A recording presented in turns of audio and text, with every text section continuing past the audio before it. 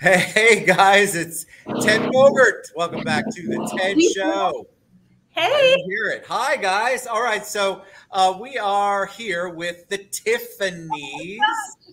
It is Tiffany Licata, Tiffany Chapman. They're with Iron Valley Real Estate, Osceola. We're going to learn their journey. We're going to talk about how they got from point A to point B, how they got to Iron Valley. I hope I didn't say Iron Horse earlier. How the market is. We're going to learn all about them. We did it, ladies. Welcome to the show. How you doing? Thank you. We're doing awesome. Thank you for having us. You look good. The background looks good. The one Tiffany Licata just came from a closing. I mean, you guys are in it. Got your sleeves rolled up, and you are getting your hands dirty in our crazy market. But before we talk about that, I told you before we went live that the audience loves an origin story. They want to know about you all. So give them kind of a point A to point B. You obviously didn't grow up going, I have to be in real estate. I mean, maybe you did, but you'd be very rare. That kind of people stumble into that most of the time. So tell them a little bit about your journey from point A to where you're at now. Here you first. Me? Oh, okay. So, oh, yes. I was going to let ladies choose who goes first. I come from a long line of entrepreneurs. My family have run and operated multiple sports grills and bars in the area. And I was working at one here in St. Cloud, and I had a regular that would come in regularly. And she had a family, and, you know, it gets a little expensive in the 2008, 2009 timeframe to be out and eating. And I kept asking her, what are you doing? What do you do for work? And she told me real estate. And one day I had just had enough of the hospitality life, and I went and I got my license. Is that, was that moment when you got the license, you're like, okay, I did it. And then all of a sudden you were a multimillionaire? There's a whole journey. Oh yeah. So multi in debt is more like it. You know, that's something that they don't tell us in the school. They're like, sign up. But they don't say, hey, you have board dues and you have MLS dues and you've got dues on top of dues, and it's going to take you a while to be profitable. So it did take me about 2 years to be profitable in my business. I love that. Because that's what it is. It's a business. It's your business. This is your baby. This is both of your babies. Like, this is, it's funny because I think a lot of people think all real estate is glamour, and we'll get to more of that after. All right. So second, Tiffany, the second of the Tiffanys, Tiffany Chapman, welcome to the show. Tell us a little bit about you.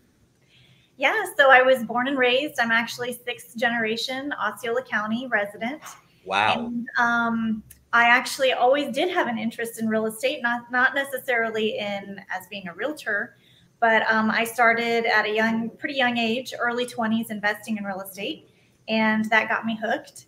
And so I was actually pregnant, very, very pregnant with my daughter at the time when I went to take the real estate course, because I am a nerd. I'm a lifelong learner.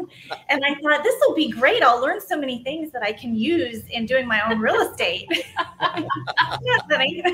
Where are the meets and bounds of section? Oh, yeah. All that really good stuff. So I, you know, in the class, I had absolutely no intentions of going to be a realtor. However, going through the class, I thought, you know, this might be something I'll want to play with. And then as soon as I started, I was hooked, never looked back, kept going, and then, you know, did all the wrong things. Lots of trials and tribulation and figuring out, because this is a business. It's not just a thing we do on the side. If you want to make it in this business and you really want to do well and be successful, you have to give it all. And I learned how to not do things, and the right way to do things, and how to run it as it is, which is a business. Yes. And that's long before we even opened Iron Valley Real Estate Osceola. So yeah. 6th generation. That's awesome. That's amazing. I didn't know that existed anymore. Yeah, I'm a cracker. It's okay. You can say it. Tell me what it's, before we get into Iron Valley and how that came to be. You obviously there's a partnership between you. You're the Tiffanys is what you call it. Tell us about that, because I think I've been in those. They have great potential, and it's like being married sometimes, or being in a long-term relationship if you're not a marrying kind of person. Tell us about that. How did that come to be? Did you all say we like each other and we're going to do this together, or did it kind of just kind of develop over time? It was like a 90-day fiance for us. Straight up. I was afraid to say no. Nice. I love the answers. 90-day fiance for you all. You need to check it out. It's TLC. Yeah.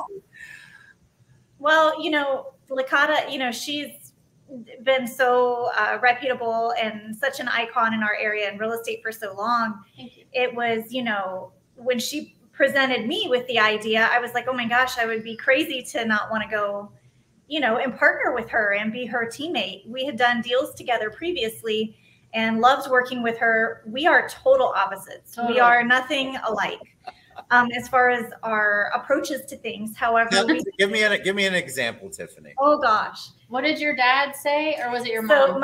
So my dad, who knows us both, said, well, and he's very laid back, you know, calm and quiet, and he says, well, one thing about it, one of them will kill him softly and the other one will just beat their and I'll let you decide which one is which. I'm going to leave that alone, but I'll let the audience decide which one is which. But the good thing is we are very like-minded. Yes. Yeah. You know, we set this up with the right way. We didn't wing it. We went through all of the steps, all the vision planning, where we did separate business plans and then we brought them together and compared our vision for the company and our goals, and they had to match up or we knew we would run into issues down the road. Yeah. You can't make decisions together when you're going in opposite directions. Yeah. So we made sure of all of that up front. And while we might have two different ways of saying the same sentence, we have the same meaning. If that makes sense. So per my last email. Yeah. One of my favorites. Those memes crack me up when you see those. I think it's important, but you both have, obviously, in order for, my opinion, a partnership to work, like you said, they both have the same meaning. You have the same work ethic. You have the same beliefs about how to treat people. Your business, the way that you approach individuals and your business is similar in the fact of what the ultimate goal is. So I think you can have different approaches to leadership and doing business and that kind of stuff, but the core values that you all have are what keep, in my opinion, that's what keeps a partnership going on that same page. You can learn systems. Right. You cannot learn compassion. You cannot learn work ethic. Those are things that you either have or you do not. Mm-hmm. And it is very hard to find someone with the same energy and work ethic level as you and the same vision. Mm-hmm. You know, that's true. She likes to do the mentorship and the growing and the business plans with the agents. And I like to do more of the calculated, the math, the business part, the dirty stuff. You know, she's the cute Canva marketing lady, which she tried to teach me the Canva. And I love it. I was like, whatever. But the way that you treat, I love compassion was a word you used, the way that you treat people, the way you feel about people, the way that you treat this not just as a transaction, but relational. These people are important to you. You were just sharing a little bit, Tiffany Licata, about your last transaction, the way that you spoke about your client. You could tell that you know them, you knew of them, you get involved with them and you care about them. Yeah, well, and that's just it. You know, we all know that, you know, this field, you're representing people in what could be the biggest transaction of their life, and it's with their most valuable assets. Yes. You better care. Yeah. You know, you better give. But, you know, we both know that all three of us know that is not always the norm. Right. No. Which is why I always encourage consumers. People will ask me, how do you pick a realtor? Well, you've got to vet them. You've got to find somebody you connect with who has similar values to you, that treats people, that communicates the way that you need. Not everybody's a perfect fit. And that's okay for it not to be a perfect fit. Right. I want to do business with people the way that you do business with people. Right. I have compassion. I care about what happens to them. I care about when they're stressed out over a closing. I care about when they're stressed out over an inspection. Right. We care. It's not just the transaction. Oh God, my paycheck's going to be delayed another 2 weeks because we had to get an extension. We don't treat people like that. You guys don't, I know.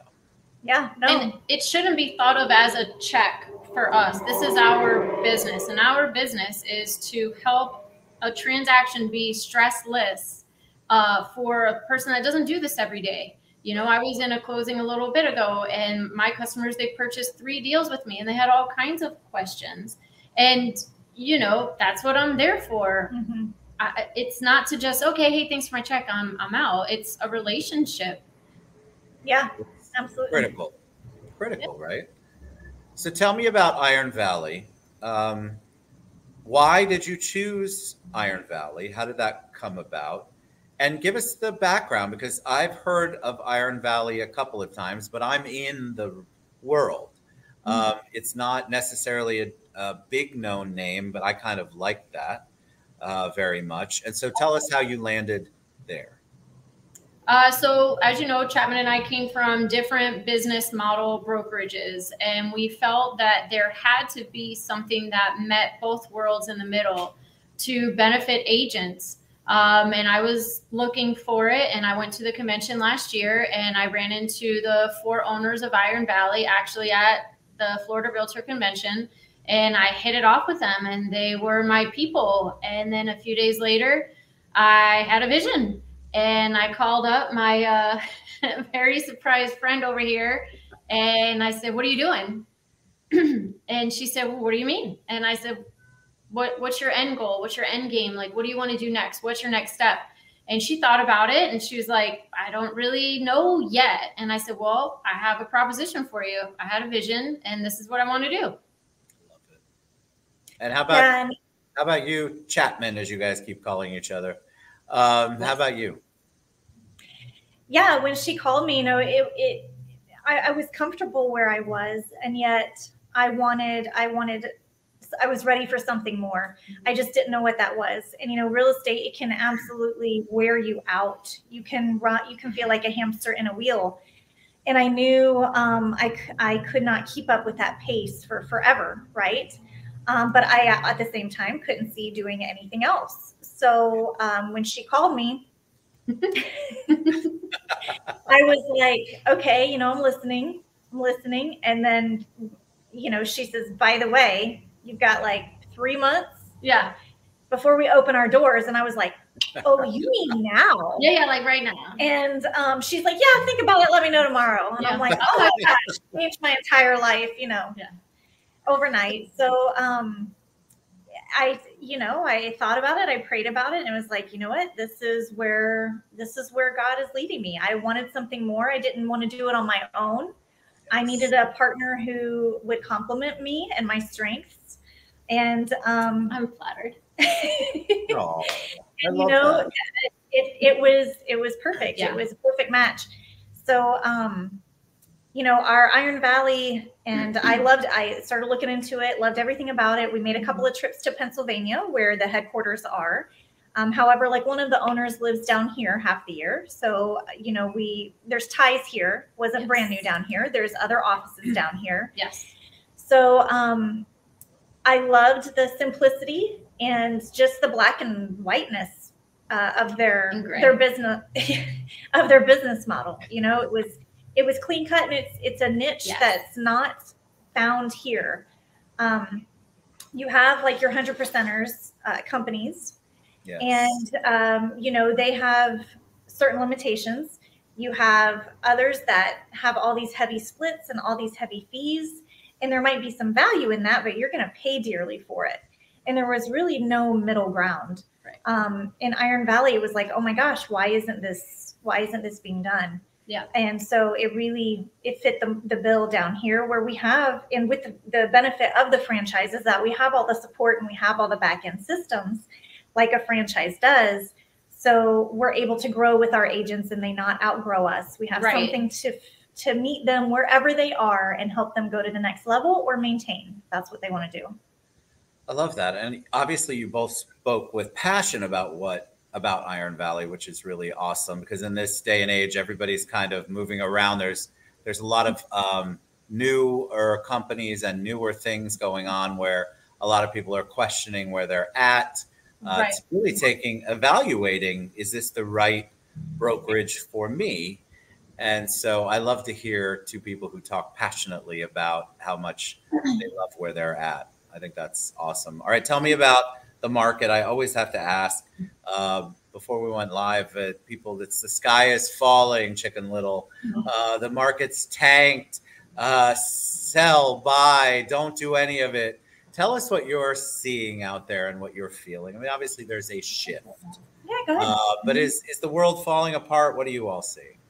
Listen, real estate is real estate. People still need a place to live. They still need to sell. They still have goals that they want to hit.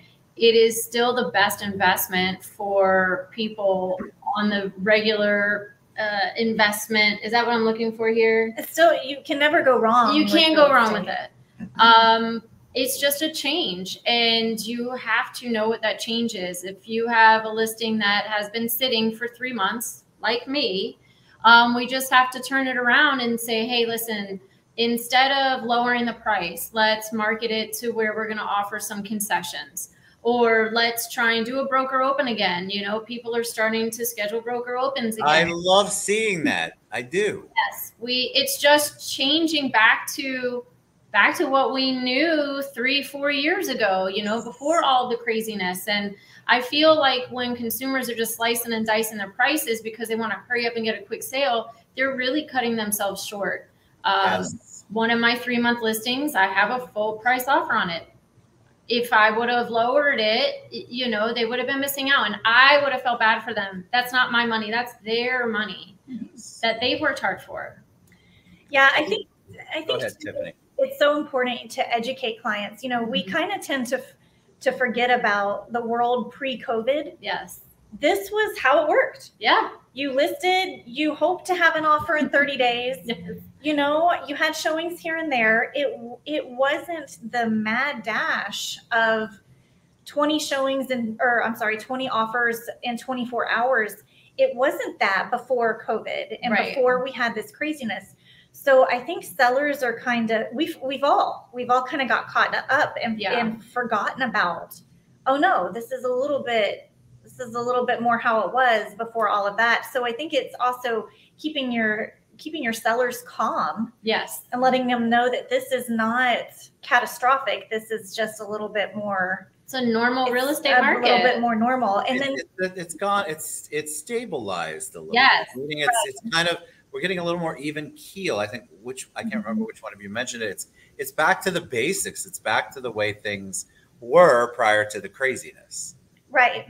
And I'm sure for you, you've seen some changes in the programs that they're offering for lending, you know, for the borrowers, for lines of equity, for refinancing, whatever they're offering. So that has been a little bit of a challenge I've seen on the listing end, where I am seeing different loan types, and I am calling the lender and they're like, well, why are you calling me? I'm like, oh, okay, fine. I don't want to call you, because guess what else I don't want to do? Take your offer. Yeah. You know, you have to communicate. Real estate is about relationships. It is about working as a team. It is about the lenders and the titles, because that's what gets it done. Mm-hmm. You have to find those partnerships that Absolutely. work for you, and communication. And on the lending side, one of our biggest challenges is loan officers like to bury their head in the sand if anything bad comes up. Yeah. And they stop communicating, which is the absolute worst thing that you can do.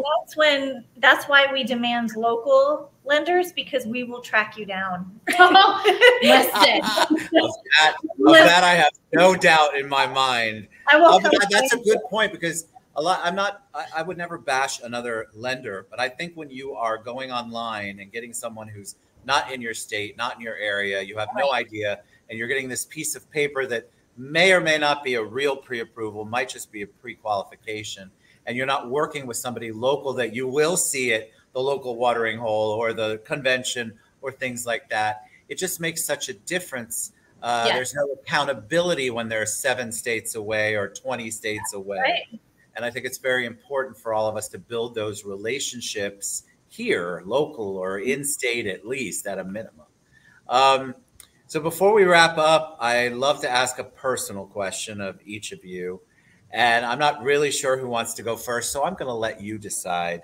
But it's something it gives a good insight into people, and it's pretty short and sweet. So actually, I'll just pick. I'm going to pick Tiffany Licata first to go, and then that way, Chapman, as you lovingly refer to her, will have a minute or two to think. So Tiffany Licata, when I say the word hero, who's the first person that comes to mind for you? Oh man, that's a tough one. I'm not gonna lie, I do see my 7-year-old wearing his like hero cape anytime you say hero, or my nephew, because that's kind of, you know, what we see right now in our daily lives. I don't really have an answer for you on that. Okay, well, you'll think about it and come back to me. You'll have an answer at some point, I guarantee you. All right, Tiffany Chapman, how about you?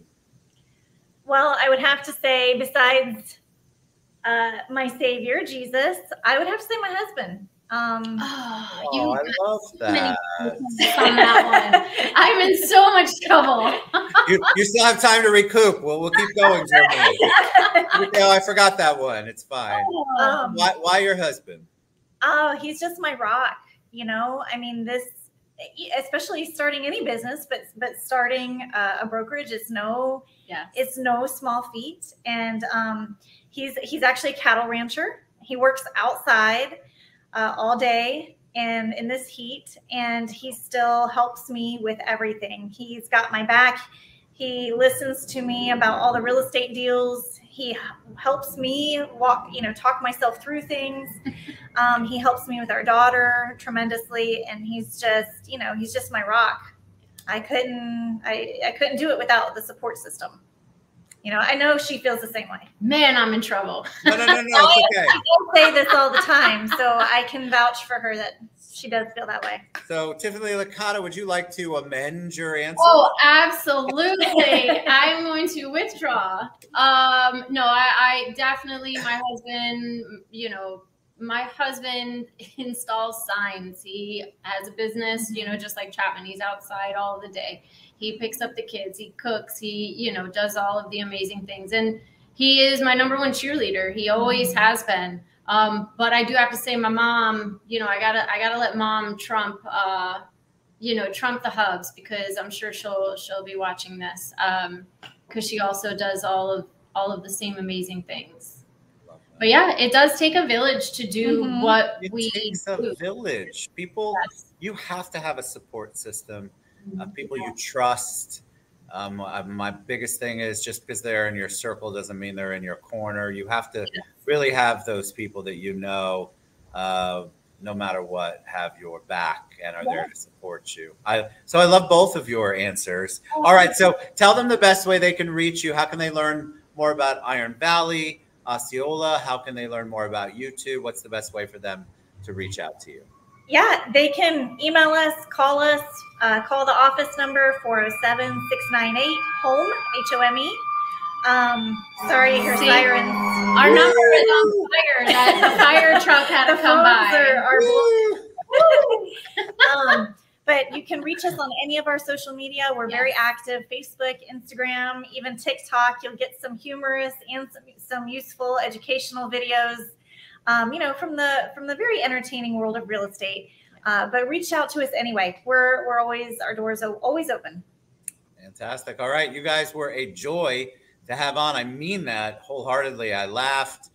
You answered some really great questions. I love it. I love your approach, and I love that word compassion. I love the fact that you really do take your relationships seriously, and you build up on those, and you feed into them and pour into them. Thank you both for being on the show. You were amazing. So Tiffany Licata, Tiffany Chapman, Iron Horse Real Estate. Oh God, I said horse. I knew I was going to do it.